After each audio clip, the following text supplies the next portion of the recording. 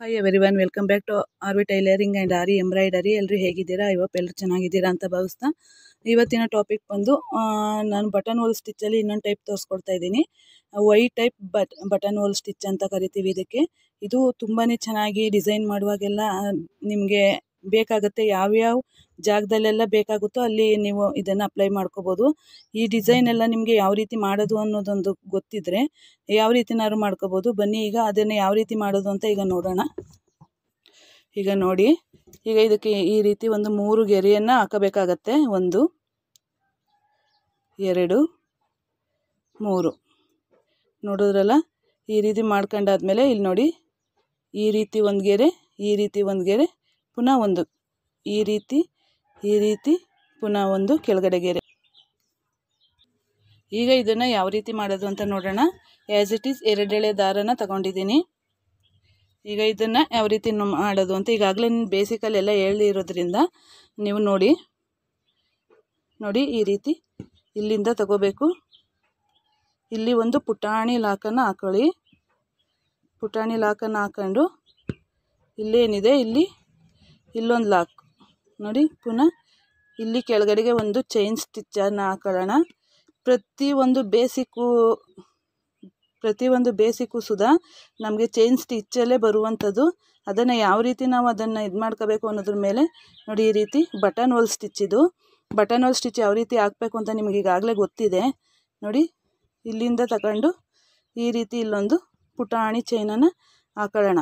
ಇದು ಲಾಕ್ ಅಂತ ಹೇಳ್ತೀವಿ ನಾವು. ಮತ್ತು ಇಲ್ಲಿ ಏನಿದೆ ಪುನಃ ಆ್ಯಸ್ ಇಟ್ ಈಸ್ ನಾವು ಯಾವ ರೀತಿ ತಗೊಂಡ್ವಿ ಇದು ನೋಡಿ. ನೋಡೋದಕ್ಕೆ ವೈ ಥರನೇ ಕಾಣಿಸುತ್ತೆ. ಇಲ್ಲೊಂದು ಲಾಕ್ ಹಾಕೊಳ್ಳಿ. ಇಲ್ಲೊಂದು ಲಾಕನ್ನು ಹಾಕೊಂಡು ನೋಡಿ. ಈ ರೀತಿ ಬಿಟ್ಟೋದಾಗ ಏನು ಮಾಡಬೇಕು, ಅಲ್ಲಿಗೆ ಬಿಟ್ಬಿಟ್ಟು ಪುನಃ ಅಲ್ಲಿಂದನೇ ಸ್ಟಾರ್ಟ್ ಮಾಡಬೇಕು. ನೀವು ಎಷ್ಟೇ ಪ್ರಾಕ್ಟೀಸ್ ಮಾಡಿದ್ರೂ ಈ ರೀತಿ ಆಗತ್ತೆ.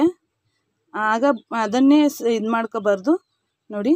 ಈಗ ಇಲ್ಲೇನಿದೆ ಇಲ್ಲಿ ನೋಡಿ, ಇಲ್ಲಿಗೆ ಒಂದು ಚೈನ್ ಸ್ಟಿಚ್ಚನ್ನು ಹಾಕೊಳ್ಳೋಣ. ಇದನ್ನು ಇಲ್ಲಿ ಲಾಕ್ ಮಾಡಬಾರ್ದು, ಕಾಣಿಸ್ತಾ ಇದೆಯಾ? ಇಲ್ಲಿ ಲಾಕ್ ಮಾಡಬಾರ್ದು. ಎಡಗೈಲಿ ಏನಿದೆ ದಾರ, ಅದನ್ನು ದಾರನ ಟೈಟಾಗಿ ಎಳ್ಕೊಂಡ್ರೆ ಈಗ ನೋಡಿ ಇಲ್ಲಿ ಬರುತ್ತೆ. ಈಗ ಇಲ್ಲಿಂದನೂ ಏನು ಲಾಕ್ ಮಾಡೋಂಗಿಲ್ಲ.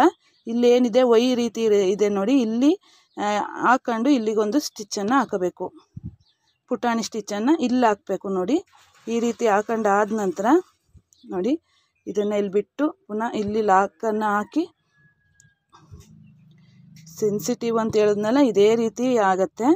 ಈಗ ನೋಡಿ, ಇದನ್ನು ಎಳ್ಕೊಂಡು ಪುನಃ ಕಾಣಿಸ್ತಾ ಇದೆ, ಇಲ್ಲಿ ನೋಡಿ ಕಾಣಿಸ್ತಾ ಇದೆ. ಈಗ ಇಲ್ಲಿಂದ ತಗೊಂಡು ಇಲ್ಲಿ ಲಾಕನ್ನು ಮಾಡ್ಕೊಳ್ಳಿ. ಇಲ್ಲಿ ಲಾಕ್ ಮಾಡ್ಕೊಂಡು ನಂತರ ಪುನಃ ಇಲ್ಲಿ ಕೆಳಗಡೆ ಎಳ್ಕೋಬೇಕು ನೋಡಿ. ನಾವು ಇಲ್ಲಿ ಕೆಳಗಡೆ ಎಳ್ಕೋವಾಗ ಇಲ್ಲಿ ಲಾಕನ್ನು ನೋಡಿ ಕಾಣಿಸ್ತಾ ಇದೆ. ಈಗ ಇಲ್ಲಿ ಲಾಕನ್ನು ಹಾಕೋಬಾರ್ದು. ಇಲ್ಲಿಂದ ನಾವು ಚೈನ್ ಸ್ಟಿಚ್ ಈಚೆಗೆ ತೆಗಿತೀವಿ ನೋಡಿ, ಅದನ್ನು ಇಲ್ಲಿ ಕೆಳಗಡೆ ದಾರ ನಾವು ಎಡಗೈಲಿರೋದು ಇಟ್ಕೊಂಡ್ರೆ ಅಲ್ಲಿ ಲಾಕ್ ಆಗುತ್ತೆ. ಪುನಃ ವೈ ರೀತಿ ಇರೋ ಥರ ಅಲ್ಲಿ ಏನು ವೈ ರೀತಿ ಇದೆಯಲ್ಲ, ಅದಕ್ಕೆ ಒಂದು ಚೈನನ್ನು ಹಾಕೊಂಡು ಅಲ್ಲೊಂದು ಪುಟಾಣಿ ಚೈನನ್ನು ಹಾಕಿ ಲಾಕನ್ನು ಮಾಡ್ಕೊಳ್ಳೋಣ. ಪುನಃ ಆ್ಯಸ್ ಇಟ್ ಈಸ್ ಇದೇ ರೀತಿ ನೀವು ಮಾಡ್ಕೊಂಡು ಹೋದರೆ ನೋಡಿ, ತುಂಬ ಈಸಿ ಇದೆ. ಇದನ್ನು Y type button hole stitch ಅಂತ ಕರಿತೀವಿ ನೋಡಿ. ಈಗ ಇದನ್ನು ಇಲ್ಲಿಗೆ ತಂದು ಇಲ್ಲಿ ಒಂದು ಲಾಕ್ ಮಾಡಬಾರ್ದು. ಇದನ್ನು ವಾಪಸ್ ಹಿಂದಕ್ಕೆ ತಗೊಂಡೋಗ್ಬಿಟ್ಟು ಇಲ್ಲಿ ಲಾಕನ್ನು ಮಾಡ್ಕೊಳ್ಳೋಣ. ಇಲ್ಲಿ ಲಾಕ್ ಮಾಡ್ಕೋಬೇಕು ನೋಡಿ. ಇಲ್ಲಿ ಲಾಕ್ ಮಾಡಬೇಕು. ಇಲ್ಲಿ ಗಂಟ ನಾನು ಬರೆದಿರುವಂಥದ್ದು ಆಯಿತು. ಈಗ ತೋರಿಸ್ತೀನಿ ಬರೀದಂತೆ ಯಾವ ರೀತಿ ಮಾಡ್ಕೊಳ್ಳೋದು ಅಂತ ನೋಡಿ. ಇದೇ ನೀರಕ್ಕೆ ಒಂದು ಚೈನ್ ಸ್ಟಿಚ್ಚನ್ನು ಹಾಕೋಬೇಕು. ಹಾಕೊಂಡು ಇಲ್ಲೊಂದು ಪುಟಾಣಿ ಚೈನ್ ಸ್ಟಿಚ್ಚನ್ನು ಹಾಕೊಂಡು ಪುನಃ ಕೆಳಗಡೆಗೆ ಒಂದು ಚೈನನ್ನು ಹಾಕಬೇಕು. ಹಾಕೊಂಡು ಅದನ್ನು ನಾವು ಬಟನ್ ಹೋಲ್ ಸ್ಟಿಚ್ಚಲ್ಲಿ ಎಳಿತೀವಿ ನೋಡಿ, ಆ ರೀತಿ ಎಳ್ಕೊಂಡು ವೈ ಟೈಪಲ್ಲಿ ಇಲ್ಲಿಗೆ ಒಂದು ಲಾಕನ್ನು ಕೊಟ್ಟು ನೋಡಿ. ಹಿಂಗಾದಾಗ ಅದನ್ನು ತೆಗೆದುಬಿಡಬೇಕು. ನೀವೆಷ್ಟೇ ಪ್ರಾಕ್ಟೀಸ್ ಮಾಡಿದ್ರೂ ಹೀಗಾಗುತ್ತೆ. ಆ ರೀತಿ ಆದಾಗ ನಾವು ಅದನ್ನು ತೆಗೆದುಬಿಟ್ಟು ನೋಡಿ, ಇಲ್ಲಿ ಒಂದು ಲಾಕನ್ನು ಮಾಡ್ಕೊಳ್ಳೋಣ. ಇದನ್ನು ಎಳ್ಕೊಂಡು ಇಲ್ಲಿ ನೋಡಿ, ಇದನ್ನು ಈ ರೀತಿ ಎಳ್ಕೊಳ್ಳೋಣ. ಒಳಗಡೆಯಿಂದ ದಾರನ ತಗೊಂಡು ಇದನ್ನು ಒಂದು ಪುಟಾಣಿ ಚೈನ್ ಹಾಕಾಯಿತು. ಈಗ ಇದನ್ನು ನಾವು ಲಾಕ್ ಮಾಡ್ಕೋಬೇಕಾಗತ್ತೆ. ಈಗ ನೋಡಿ ಒಳಗಡೆಯಿಂದ ಪುನಃ ಎಳ್ಕೊಂಡು ಇಲ್ಲಿಂದ ಈ ದಾರ ಏನಿದೆ